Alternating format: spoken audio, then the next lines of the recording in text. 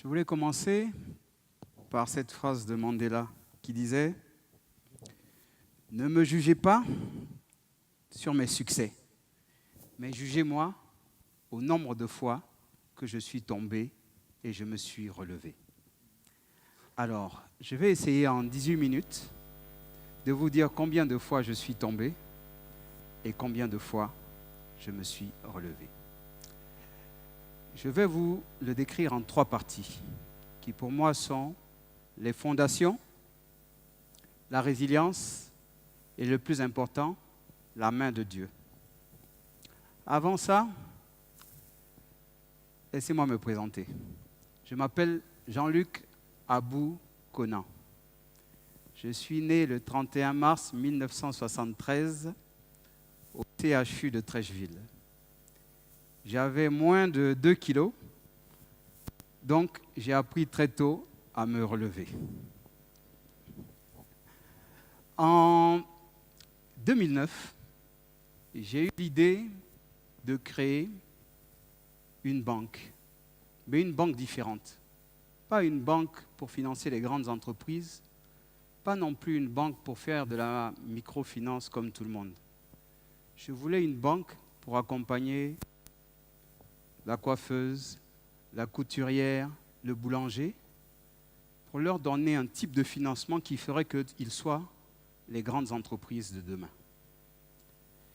Je m'en suis ouvert à quelques aînés qui étaient d'éminents banquiers. Ils m'ont tous découragé.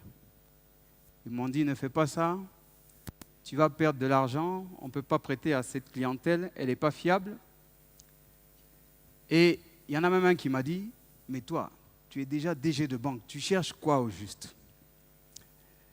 Et je n'avais pas écouté, on n'avait pas beaucoup d'argent à l'époque.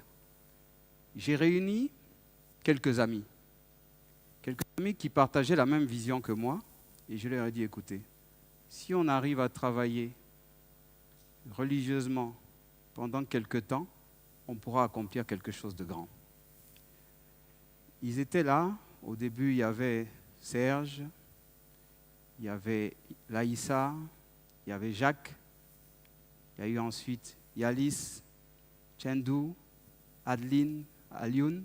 Je mentionne leurs noms pour que quand ils regardent ce TEDx, ils sachent que si je suis là aujourd'hui, c'est aussi grâce à eux.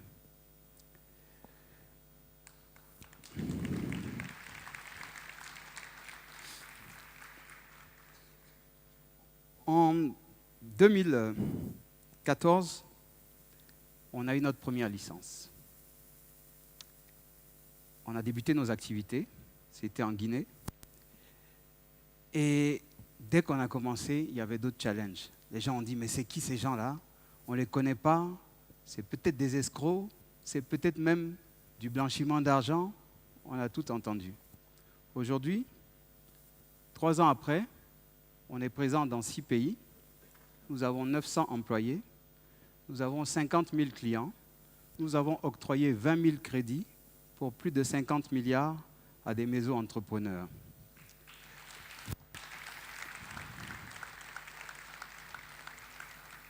Et vous ne savez pas quoi?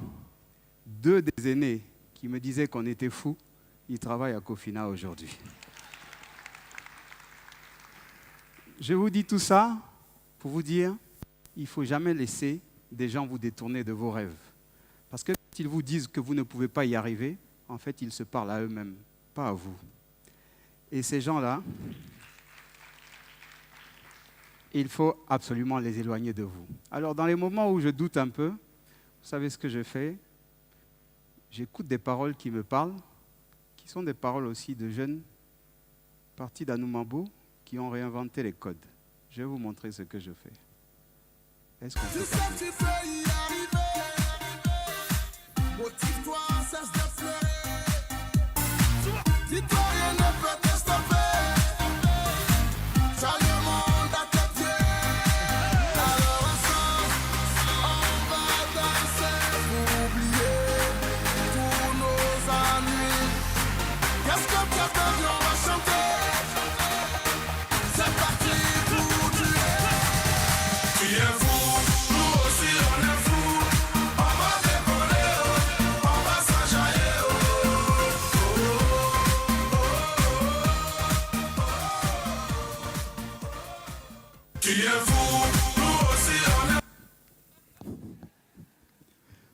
Pourquoi on a parlé de fous?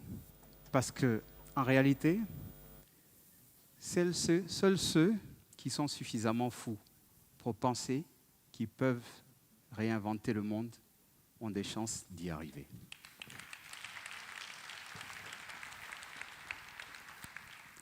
Je vais vous parler de la première partie, qui sont les fondations. Je pense qu'Isabelle en a parlé tout à l'heure. On ne peut rien réussir de durable, Issa qui est architecte va le confirmer, sans des fondations solides. Moi, j'ai eu la chance d'avoir des fondations solides. Mon père m'a toujours donné de bons conseils. Ma mère, qui est présente ici, vous aurez l'occasion de découvrir quand je vais dérouler un peu plus tard. J'ai eu ensuite ma seconde mère, qui en fait était ma nounou, Thérèse, qui maniait la chicotte avec beaucoup de brio. Ça fait que vous étiez obligé de marcher droit. Et enfin, ma troisième mère, c'est Renée, mon épouse. Elle est toujours zen. Elle est très spirituelle, moi je suis très physique. Et quand ça ne va pas, elle dit, ne t'inquiète pas, l'univers pourvoira. Je vais embrayer sur ce que j'appelle la résilience. Car sans résilience, on ne peut pas y arriver. J'ai créé 4 sociétés. Une première dans la restauration rapide, qui a fait faillite. Une seconde dans les importations de friperies, qui a fait faillite.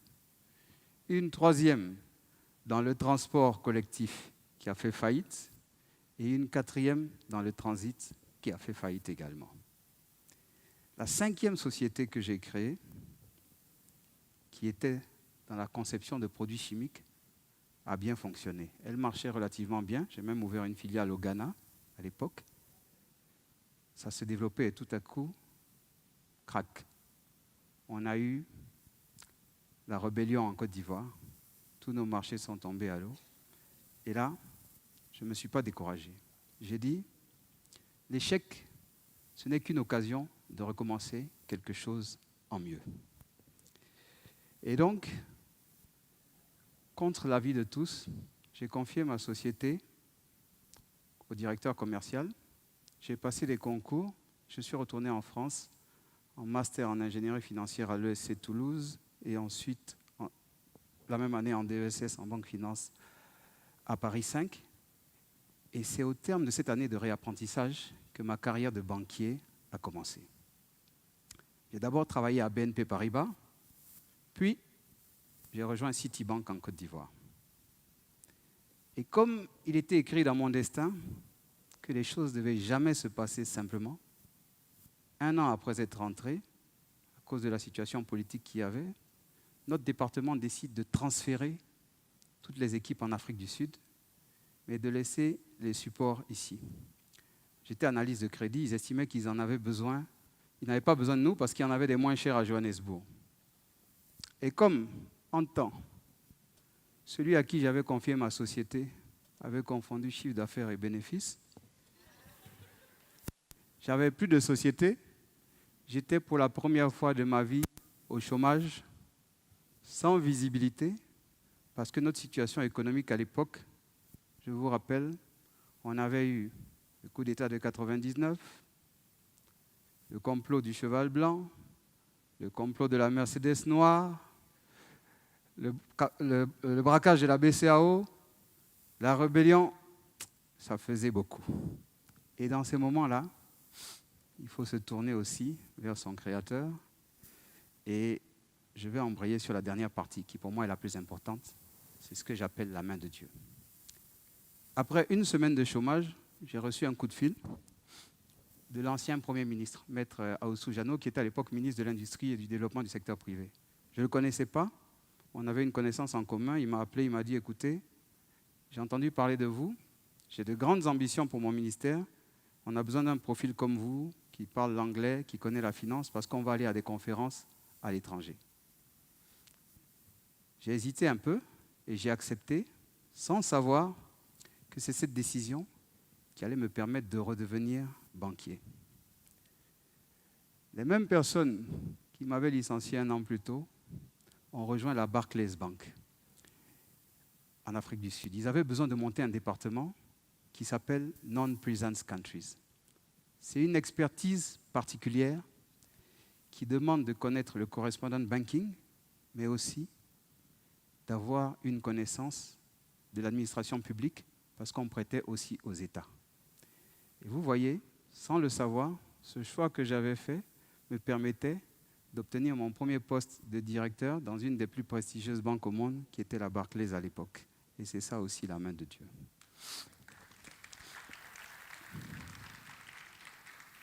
Un jour, en mai 2008, j'étais à l'aéroport. Je quittais Accra pour rejoindre Abidjan. J'ai reçu le coup de fil de quelqu'un que je ne connaissais pas qui me parlait avec un accent anglophone étrange. Il m'a dit « Bonjour, mon nom est Tony Eloumelu. Je suis le PDG du groupe UBA. J'ai entendu parler de vous. Est-ce que vous pouvez venir me voir à Lagos à mes frais ?» J'ai dit « Bon, écoutez, je prends l'avion, j'atterris à Abidjan. S'il y a un vol, je reviens vous voir. » J'ai atterri à Abidjan. Il y avait un vol 2 heures plus tard. J'ai sauté dans l'avion. Je suis arrivé à Lagos. Il était 10 heures du soir. Je suis arrivé chez lui. J'ai trouvé tout son comité de direction à la maison. Il a dit ceci. Je ne connais pas, c'est pas ce monsieur. Je l'ai appelé ce matin. Il était dans l'avion et il se trouve avec nous aujourd'hui. En ce qui me concerne, il n'y a plus d'interview. Donnez-lui son contrat.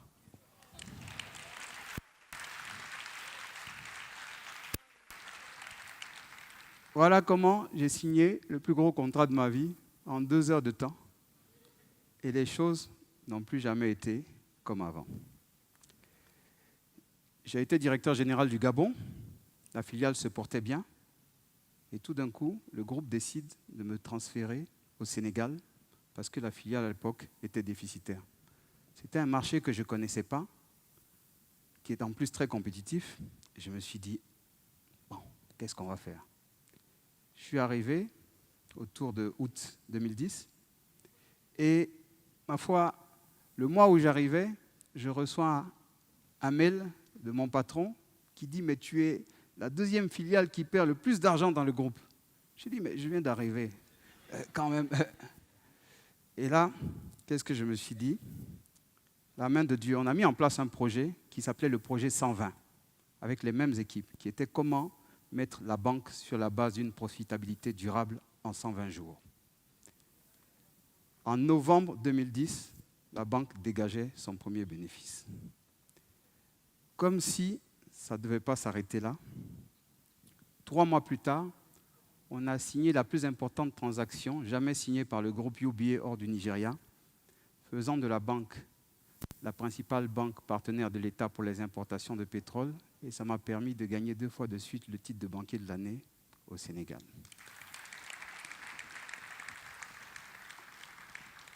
Pour faire de la mésofinance, il faut des compétences en banque, en conseil pour les process et également en microfinance. Nous avions les 2 premières. Pendant que j'étais à la télé en train de signer pour ce fameux deal, j'ai un ami de longue date avec qui j'avais fait mes études à Toulouse qui me voit à la télé. Après 20 ans, il me reconnaît. C'est un Sénégalais. Il me voit à la télé, il était plus âgé que moi. Il dit « Mais c'est mon petit ». Et il passe me voir au bureau. Pendant qu'on discute, je découvre qu'il était directeur au Crédit Mutuel du Sénégal, qui est la plus grande institution de microfinance de la sous-région. Et sans le savoir, le maillon qui manquait à la chaîne venait d'être découvert. Il m'a présenté à Marema Baokone, qui était la DG à l'époque, et qui est aujourd'hui DGA du groupe Cofina. Et notre institution repose beaucoup aujourd'hui sur ses épaules. C'est devenu plus qu'une collaboratrice, c'est une sœur. Elle est ici dans la salle aujourd'hui. Enfin, toujours la main de Dieu, on avait besoin d'avoir notre licence en Côte d'Ivoire, on n'avait pas assez de ressources. Il y avait un monsieur qui est présent dans la salle aussi, je le connais de longue date, c'est un banquier prudent. Malheureusement ou heureusement, il avait perdu son boulot, il avait eu des problèmes avec son employeur. Et je le connais, s'il n'avait pas perdu son boulot, il n'aurait jamais sauté dans le bateau Cofina. Heureusement, il est venu, il a travaillé gratuitement pour nous. C'est Didier Logon qui est présent dans cette salle, jusqu'à ce qu'on obtienne la licence pour la Côte d'Ivoire. Et les choses se sont mises en place comme ça, les unes après les autres. La dernière chose que je veux vous dire à ce sujet, qui pour moi est la plus révélatrice de la main de Dieu, c'est un jour, en 2013, alors qu'on avait déposé notre licence depuis longtemps, et que ça ne venait pas, vous savez, les autorités décident, on parlait de ce qui n'est pas en votre contrôle. J'ai parlé avec mon épouse, j'ai dit, écoute, il faut qu'on commence à resserrer le budget familial parce que là, on n'a pas de visibilité. Je ne savais pas que notre fille, qui avait 5 ans à l'époque, Jeza nous avait entendus. Une semaine après, la maîtresse de ma fille parle à ma femme pour dire, ah, écoutez, je suis un peu inquiet, Jeza a l'air perturbée parce qu'elle nous a dit, papa a dit qu'on n'allait pas aller en vacances cette année parce qu'il n'y a plus d'argent. Là, j'ai dit, tu allais mettre ta famille où encore? Et le soir, alors que j'étais à la station-service, j'ai reçu un SMS que je vais vous montrer parce que je l'ai immortalisé dans mon bureau. Ce SMS, je vais vous lire ce qui est écrit dessus. Il est écrit « Mon fils, il ne faut jamais avoir peur de tout reprendre à zéro, ni de quitter la classe affaires pour aller en classe économique. Les grandes réalisations commencent par des grands sacrifices. »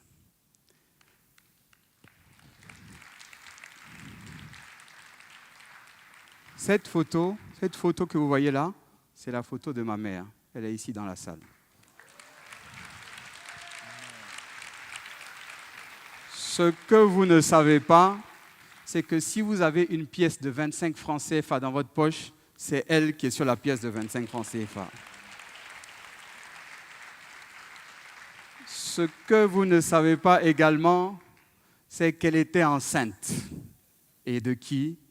De moi. Donc, indirectement, je suis sur la pièce de 25. Ce n'est pas un billet de 10 000, c'est une pièce de 25. La pièce qui est destinée à la plus grande masse. Ça veut dire que je devais faire de la mésofinance et être banquier aujourd'hui.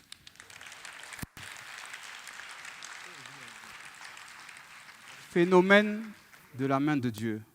On ne peut pas analyser la main de Dieu en regardant devant. On ne peut que constater son effet en regardant derrière. Et quand les situations arrivent, il faut faire confiance à son instinct et faire de son mieux en se disant que la main de Dieu va guider nos pas pour nous emmener dans la bonne direction. À Cofina, on a voulu faire une banque différente. On a voulu créer une finance plus inclusive pour notre continent et on s'est dit que les 20 000 méso-entrepreneurs qu'on a financés au cours des 2 dernières années employaient en moyenne 5 personnes. Ces 5 personnes-là faisaient vivre en moyenne 10 personnes. Ça veut dire que modestement, on a pu au cours de ces 2 dernières années impacter la vie de 1 million de personnes. Et on se dit que si on poursuit de la même façon, dans 10 ans, on aura pu changer peut-être la vie de 10 millions de personnes. Tout ça pour vous dire que la main de Dieu, quand elle se pose sur vous, les portes s'ouvrent les unes après les autres, comme par enchantement. Il faut en faire un bon usage, et quelle que soit votre intelligence, négligez jamais la main de Dieu. Je vous remercie.